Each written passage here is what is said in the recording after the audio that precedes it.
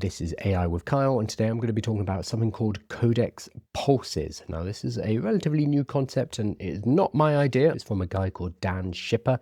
I'll show you his original tweet and the idea behind it, but I want to show you what you can do with this if you're running a business or if you just want to improve your personal life and be more productive using artificial intelligence. So let's jump in. We're going to be talking about pulses, using Codex to keep up with notes, to-dos, ideas, and other loose ends. I have so many ideas, so many things that I need to do, and I capture them in various different places, in notes, in emails, in WhatsApp messages to my business partner, and it is scattered all over the place. What I've started to do, following on from this idea from Dan, is bringing everything into Codex, having specific threads that I use to capture those ideas, which don't only capture the ideas, but actually triage and begin to action what I need to get done.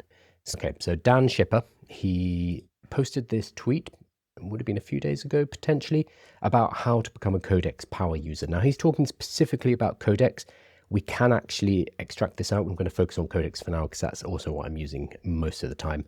So the Codex power user best practices: set up a few different pulse threads, run every morning to check the status of stuff I care about, e.g. proof metrics or company meetings, etc. For you, it might be something totally different. It might be, let's say you're writing a book, it's checking in on you every day just to make sure you're on track. Let's say you want to lose weight, it's checking in on you to work out how it can help you with that goal. So he's got a log thread, which is logging, collecting everything. So for ongoing everyday activity I want to track. For me, that's my writing log. I want to track what I'm writing about and working on from piece to piece. He has an inbox thread which gathers all of his emails into one place. And he says eventually it's going to pull in all important things from each of the other pulse threads because you can connect them together, which is really cool. And he's got a router or router thread which knows all about the other threads and is also hooked up to my email to push emails into each thread appropriately. So this is the basic idea. So what I've done is I've started building my own system for this, but I want to show you how you can do so yourself, how to think about this idea and how to start to build a productivity system. His is very specifically for running a company. What I want to point out is it does not need to be. It can be a lot more general. The whole idea here is you are going to have a system that captures things. So a pulse is basically a thread. It's a single chat that you have inside of Codex. We could call it a chat as well, but it doesn't really matter. So I've got ones. My ones specifically right now are for content, video ideas primarily. To-dos, whenever I want to just capture something that needs to get done. I am no longer using a to-do app. I'm just talking to Codex. I use my voice. I'm like, Codex, I need to go to IKEA to drop off some returns. Boom, and it gets captured. Things to buy. I've just moved country. So I've moved house. I've moved, setting up a new home. So there's a lot of things that I need to buy. Things like a mouse mat, for example. And all of these things I need to capture somewhere. So again, I pick up Codex and I'm like, hey, Codex, I need to buy XYZ. And we'll talk about what it does with that because it's more than a to-do list. It's actually going to go ahead and find where I can buy them or even buy them for me. Any questions I have and random thoughts. So I've set up these different threads which allow me to take control of different parts of my life. The important thing here, because you might be thinking, oh, you can do this with OpenClaw. Well, one, yeah, you can, but it's a lot more technical. But OpenClaw is also a more general assistant. What we're doing here is we are creating specific threads for specific tasks, and it's only going to deal with that particular task. OpenClaw is fantastic, but it can stumble over itself when you're trying to do too much with it. There are ways to deal with that, but again, this makes it a lot easier. So when I have something I want to capture, it could be a content idea, it could be something I need to buy, it could just be a to-do. I'm trying to work out residency at the moment here in Cyprus, so there's a lot of to-dos, as you can imagine. I can capture into Codex, and I'm doing this via my phone.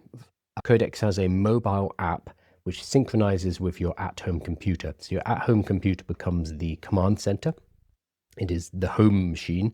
Mine is always on, but I can connect to it directly through my phone, through the ChatGPT app, and it is seamless. You don't need any complex technical setups. It's like plug and play. Highly recommend it. And it means that I can see everything from my Mac Mini on my telephone. I can also see it on my laptop, so I don't have scattered sessions. So I will literally open up the Codex app, find my thread that I want to give a note into, and either type it out or use the voice, and that's going to connect it in my telephone, send it back to my computer, put it into a repo, and it's going to keep track of that information on my home computer in a to-do. So I will capture on my telephone. Super simple, using a voice note.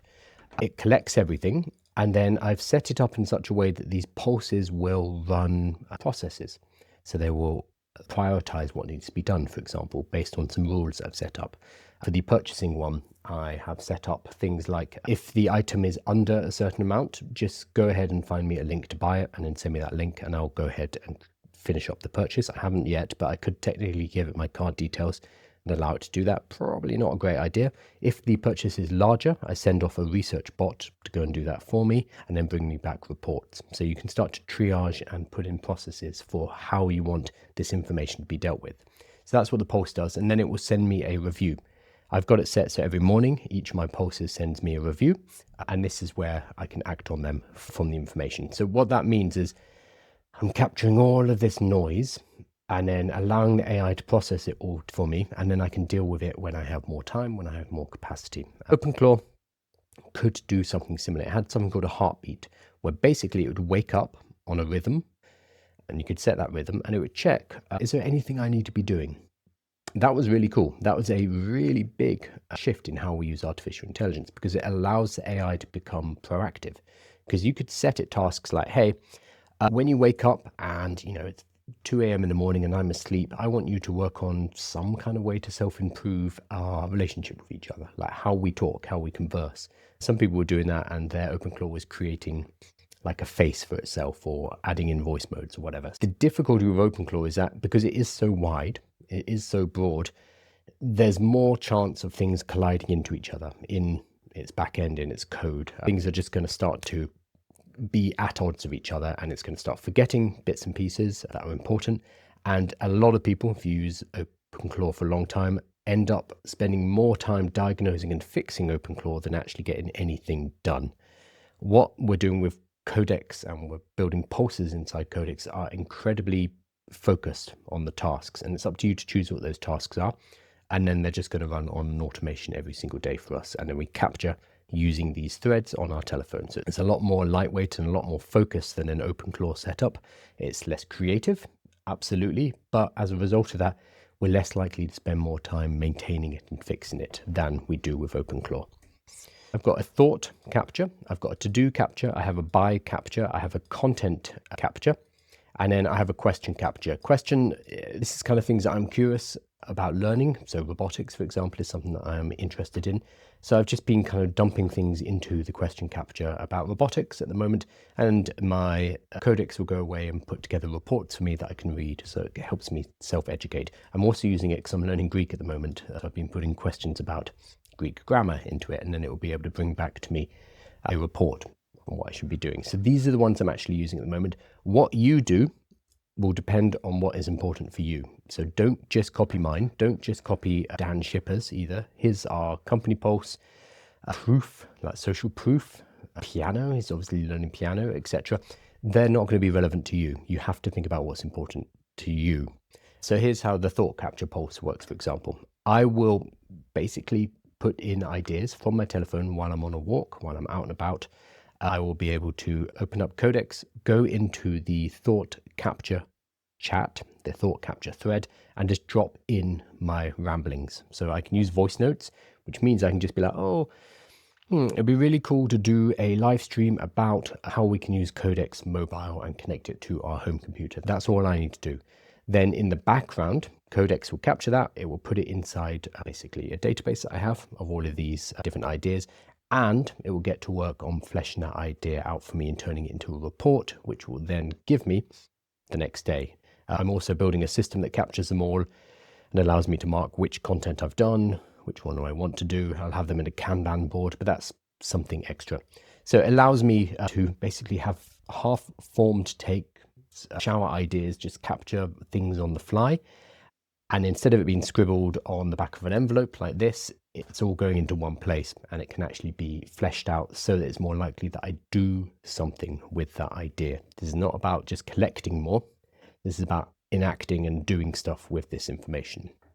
Another thing that I've done, which is really cool, I can screenshot posts that I think are great. So if I see a post on Instagram and I think, oh, that's a cool idea, I will just screenshot it and ping it off to my thought capture, and it will be able to at least remind me of what that post is.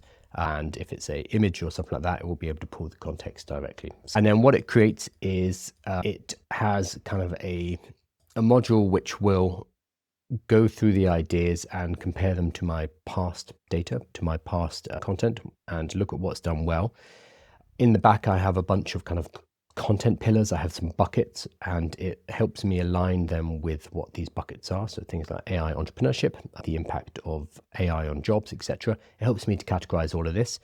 And then it gives me scripts. It gives me ideas of how I can develop this next. So you can build in any action you want. The main thing here is that we are capturing on our telephone and then sending it to Codex, and Codex is doing all of this background work for us as if it's an assistant.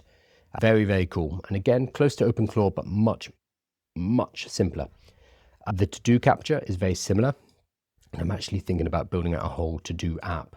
So if you're anything like me, all my to-dos are kind of scattered all over the place, and just being able to quickly speak to this system and say, hey, here's something I need to do, is really useful. But what I also have is that every morning it will loop back to me with the to-dos and say, hey, here are the things you've told me you need to do. So on a daily basis, I can actually prioritize, and I will never forget what I need to do, but it will help me to prioritize them and then focus me on what actually needs to get done first, because otherwise I just get overwhelmed. And with the buying, I'm buying a lot of stuff for the new house setup at the moment, and basically I sort everything into, the AI sorts things into these buckets by now, and it just gives me a link, very simple. Research first, wait if it's something that I don't need right now, like an inflatable kayak. Particularly important now that I'm in Cyprus and there isn't any Amazon here. So we use something called Scrooge. I'm probably saying that wrong, Scrooge basically, which you can actually bundle up goods to be sent all together, and then you pay less for shipping. So this is particularly useful for me at the moment.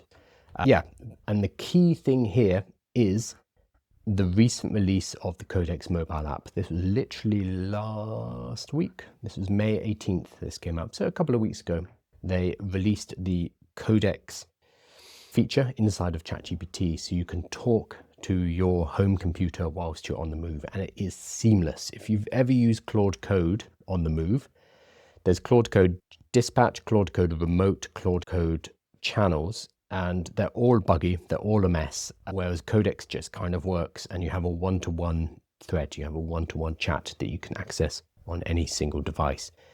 Absolute game changer when it comes to these kind of workflows. So you're going to set up your home computer, whether it's a laptop, a Mac Mini, it doesn't really matter, running Codex. Then you're going to be able to, on the fly, send in your to-dos, send in your content ideas, send in the things you have to get done ASAP via the Codex app, via these Pulse threads, and they're all going to be kept in a particular thread so that that can be processed and you can be sent a scheduled report. So I'm going to be doing a whole bunch of different things.